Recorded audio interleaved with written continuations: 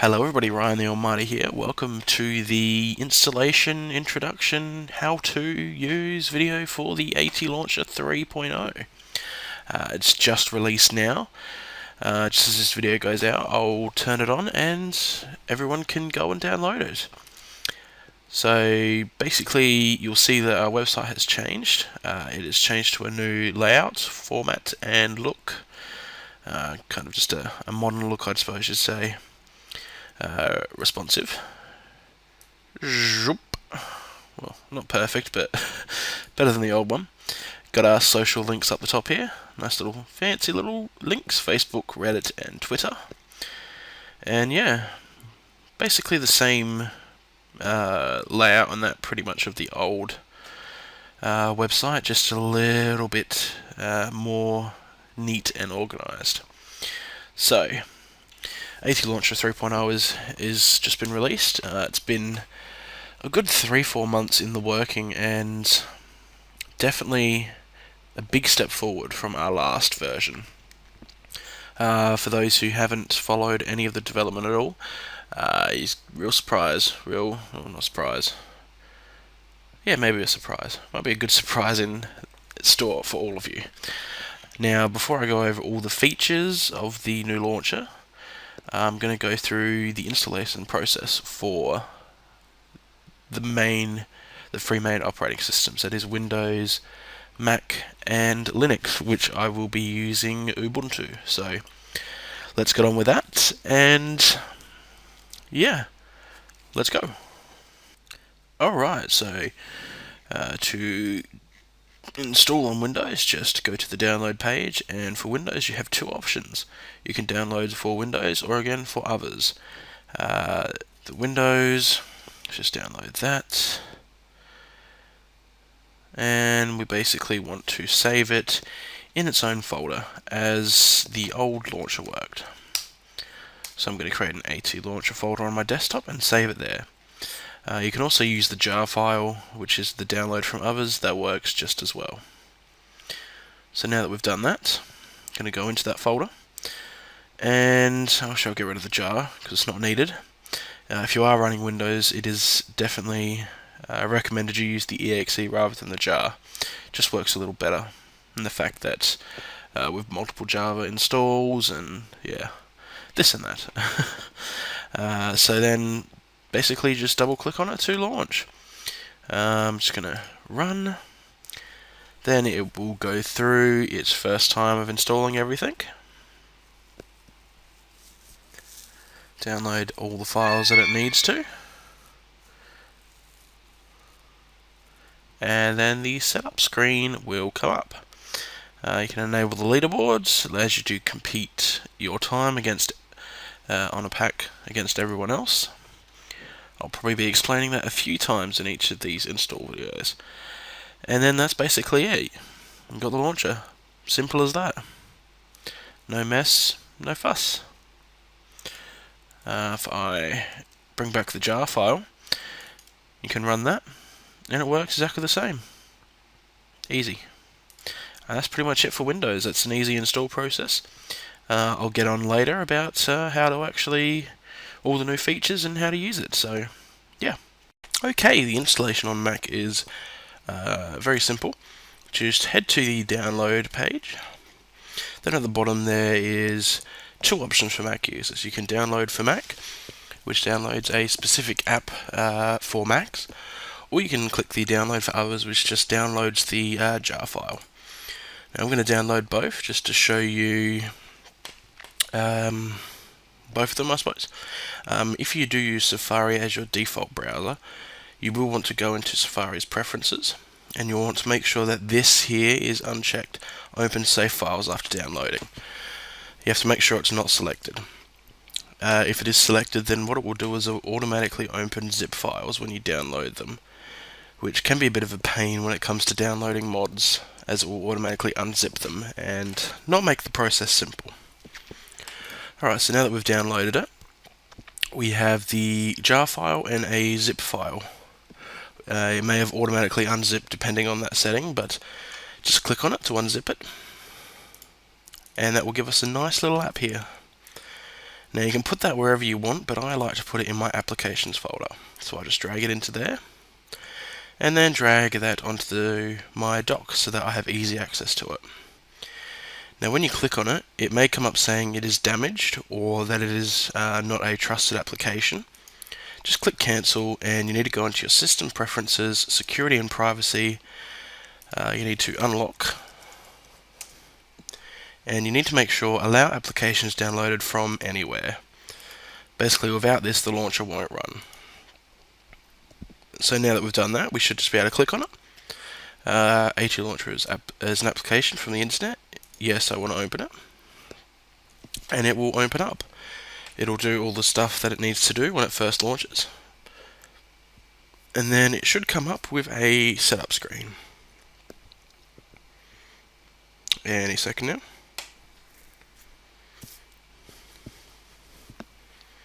There we go. Here you can select your language.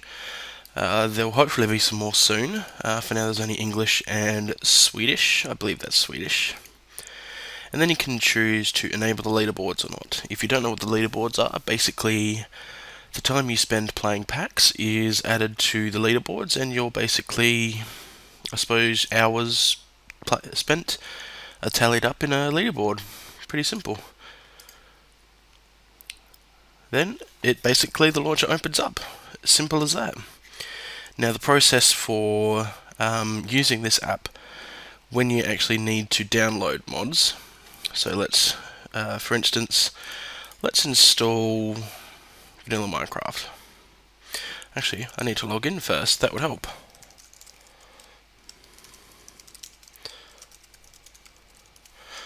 So let's log in. Account added, switch, yes. Alright, then I'll basically create a new instance of vanilla Minecraft. And let's say that I want to install optifine. Optifine I need to download via the browser. Some of you should be aware by this by now, but mods that we don't have permissions for are downloaded through your browser. So, as an example of that, it's going to download resources. I forgot about that, so I'm going to cancel that for now, and actually make that 152. And optifine. A little bit of a quick process. If you're interested, later on in the video there is a general how to use the launcher, which will go through this in, I suppose, more detail. Probably could have prepared this a little bit earlier, but oh well. And once it's downloaded the Minecraft jar, it will then go to download optifine, which it will open up your default browser, take you to the AdFly link,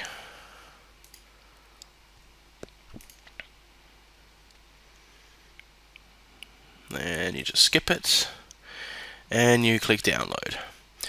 Now, usually you would put this in the downloads folder where the actual launcher is stored, but for people who use the actual application, you just store this in your ordinary downloads folder. So if I go, it's just your ordinary downloads folder. Simple. Click save. Then click I've downloaded this file, and it will see that and it will do what it needs to. That's the only difference in the way that things download and work in the Mac app. So now I'm going to show how to work with the jar file. So what you want to do for the plain jar file is create a new folder. This has to be in its own folder, of course, because it makes files everywhere. Let's say, for instance, I don't put it in its own folder. Pops up, or should do, pops up with a warning saying that it's not in its own folder. So it's important to make sure it's in its own folder, just to kind of keep things not so messy with your other files. See, in this instance, it actually detected itself, and yeah, just click yes, it's fine, and it will create everything it needs.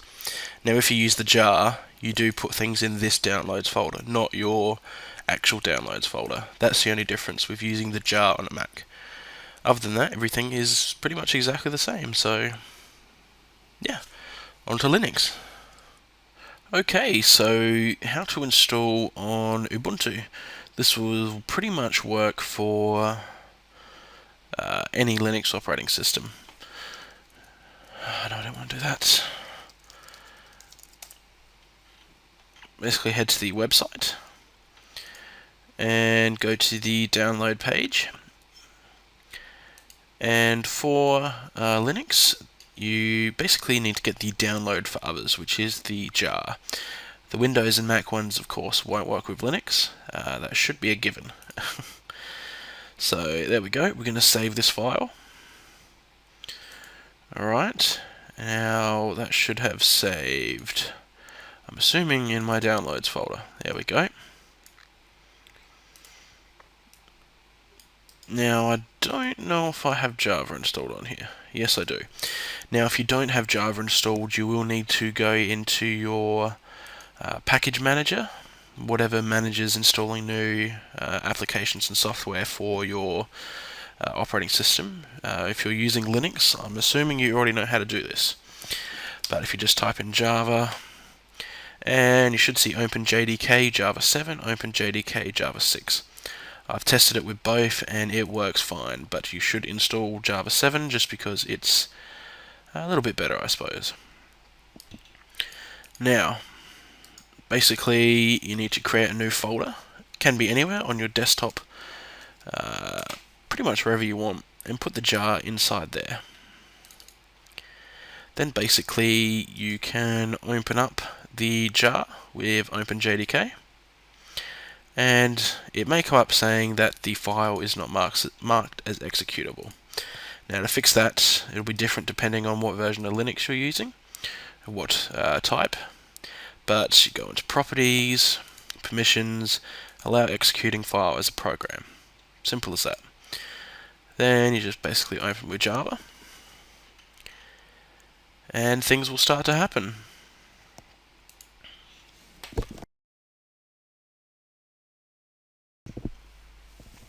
Simple as that. No different than pretty much any of the other operating systems.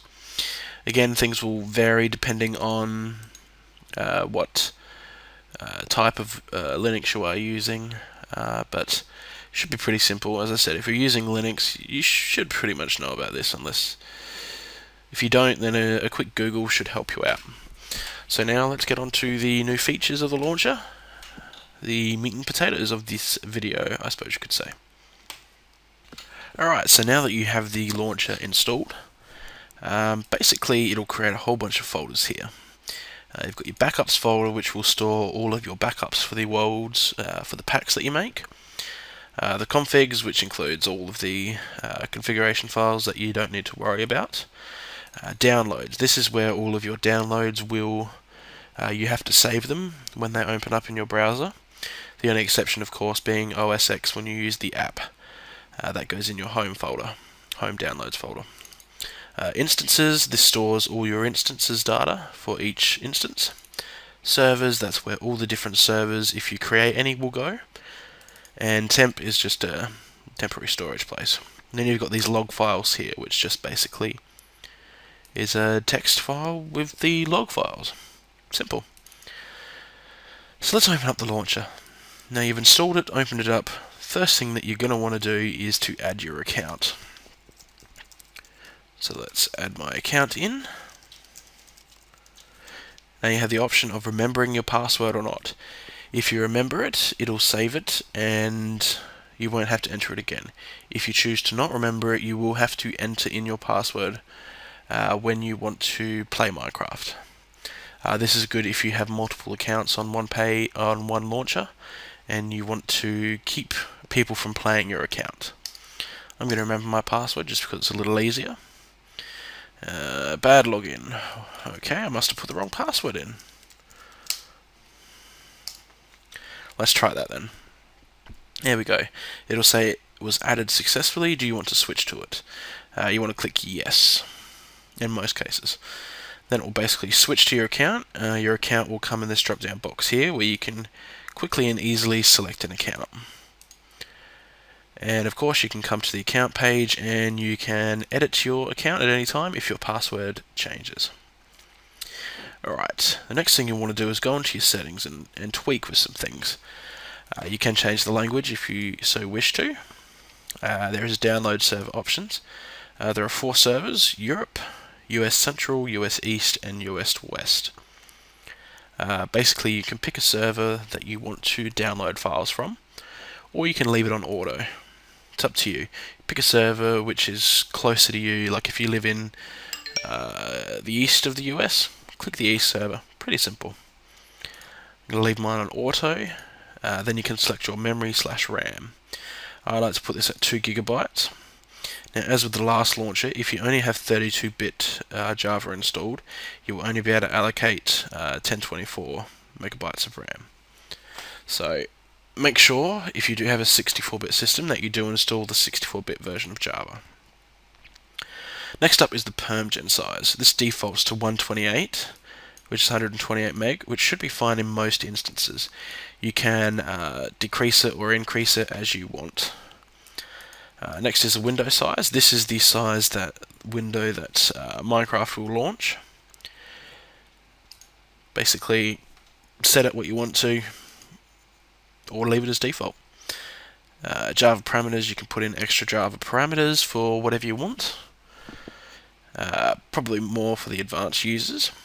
Then we've got enable console, leaderboards, and logging. The console means this thing up here. If you don't want that showing up, deselect it. You can also hide it using this button or pressing that.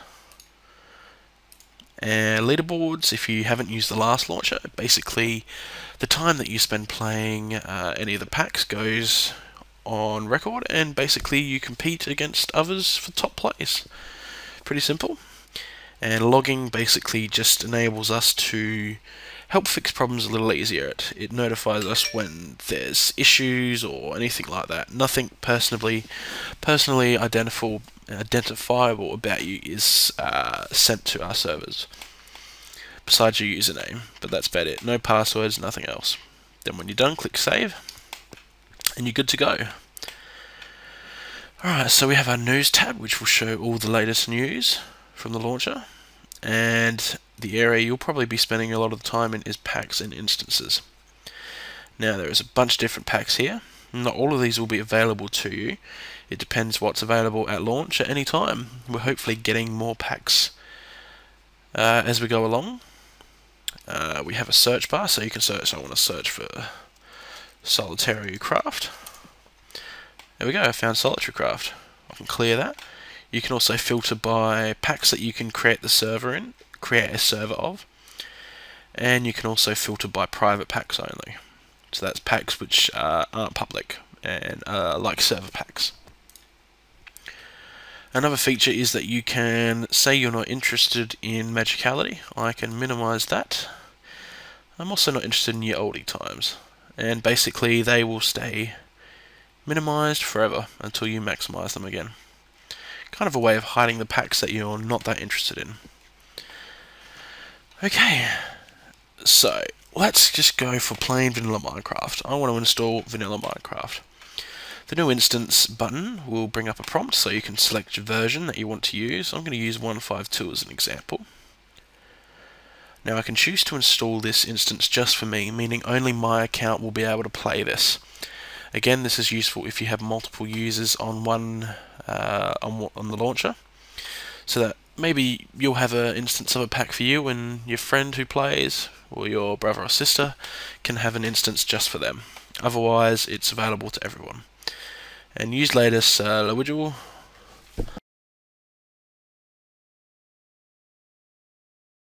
Excuse me.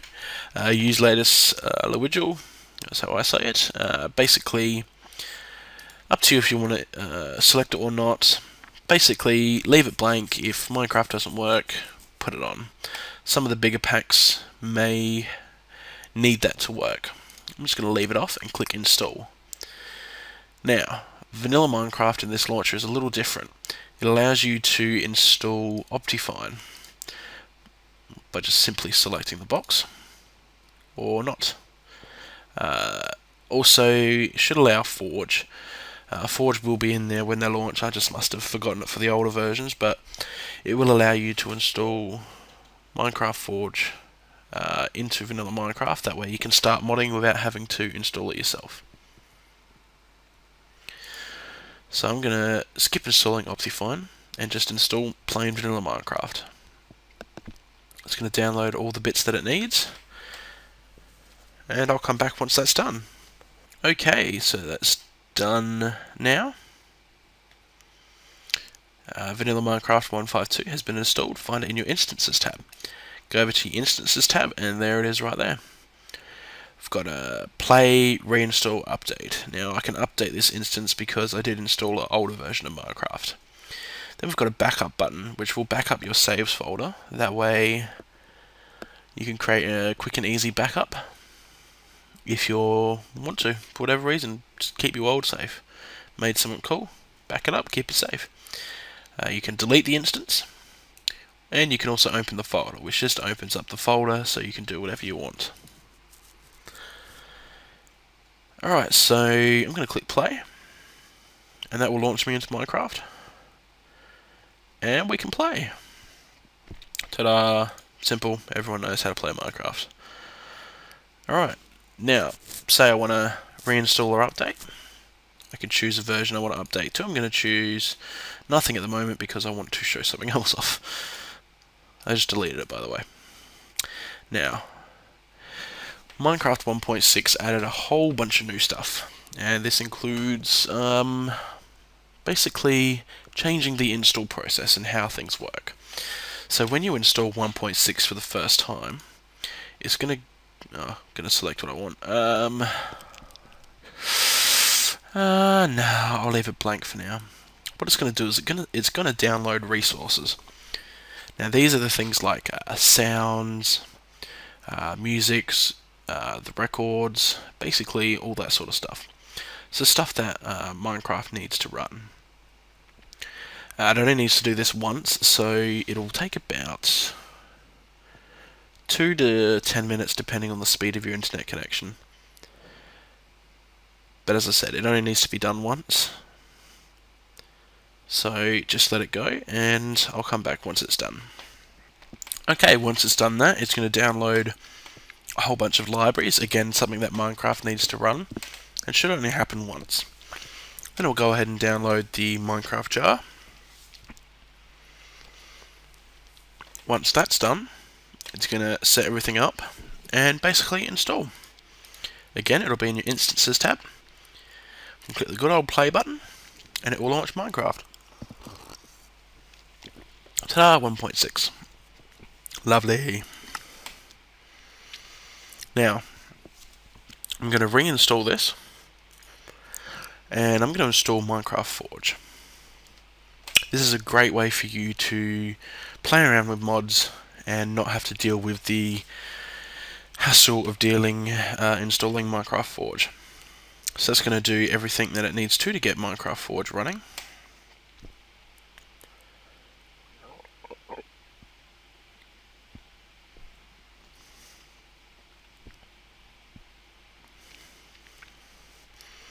Alright, it's going to download Minecraft Forge.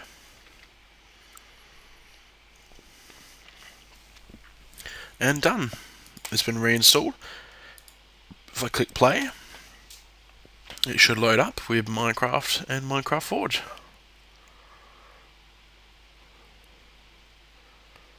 There we go, Minecraft Forge. Now another great addition is that you can click the open folder button here, and you can just basically move in mods. Now say you want to install a jar mod. I'm going to go into here. Let's grab optifine. Let's say I forgot to add optifine in, and don't want to reinstall it. I can click open folder, I can go into this jar mods folder, I can drag in optifine, and that's basically installed optifine into the jar, as if you'd done it by hand. It's as simple as that to add mods that go in the Minecraft jar. No more having to edit the jar file itself. And as you can see, we have Optifine. A much easier way of installing mods manually. Alright, so now that we've done that, let's go over installing another pack. Actually, no, I won't do that. You can play around with these packs. I believe Magicality, Solitary Asylum Map Pack, Solitary Craft, Vanilla Minecraft, and Ye Olde Times are all available at launch. There hopefully will be more packs coming in later on. We've got Resonant Rise joining us very soon, and hopefully some more packs coming soon. So if you have a mod pack that you want to get into this launcher, whether it be a public one or something private which is used for a server, then by all means contact me on the forums. And basically we can get that set up. And that's pretty much the launcher features for this version. I mean, the addition of instances is going to make it so much easier installing more than one version of a pack. We will be adding features as we go on. This version is giving us a good base to where we can modify and add features in ongoing without having to recode the whole launcher every 6 months or so. Alright, now I'm going to go over some of the stats from the old launcher. As of tomorrow, basically the old launcher has been in service for 7 months. It doesn't feel like 7 months, but it has been 7 months. We've had over 78,000 downloads, which is insane.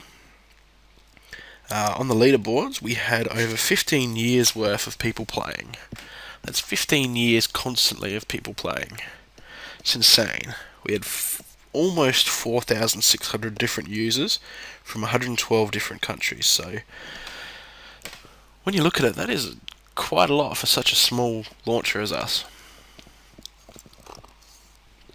It can only get better on from here on out. So yeah, that's pretty much it for this video. Basically, it's just the install process, some of the new features, and yeah, the sky's the limit. So go on, guys, download the launcher and play around with the packs. And stay tuned on our Twitter feed for updates to new packs being added and updates to packs which are already on the launcher. So yeah.